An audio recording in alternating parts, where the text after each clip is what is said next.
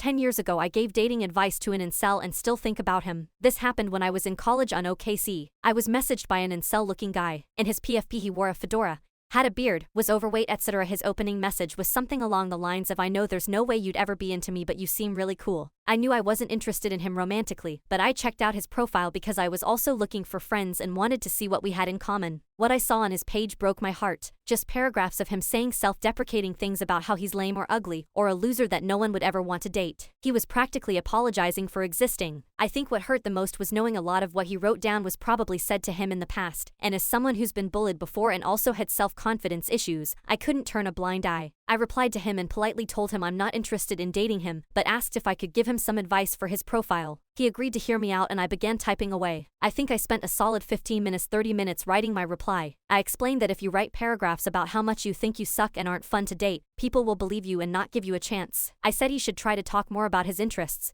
and what he likes to do so that he's more likely to appeal to someone with the same interests and hobbies as him. I emphasized that he should try and put his best foot forward and talk more about his good qualities. Once I clicked send, I waited for his response with bated breath. I don't remember exactly what he said, but it was something along the lines of, "Honestly, I was expecting you to tear me apart and make fun of me, but this sounds genuinely helpful. Thank you." We wished each other luck and never spoke again. It's been over 10 years since that exchange happened and I frequently wonder what happened to him. I've been thinking about him a lot more since the rise of Alpha Bro podcasts and the manosphere. I want to believe he tried working on his self-confidence issues and was able to move forward. But I also know that people online are mean. I know that even if he's on Reddit, the odds of him finding this post are slim to none. But if you're a guy who wore a fedora in Maryland or DC 10 years ago and got online dating advice from a lady who was an art major, I hope you're doing well and I hope you're doing better. I hope you learn to love more about yourself, and I hope you found love too.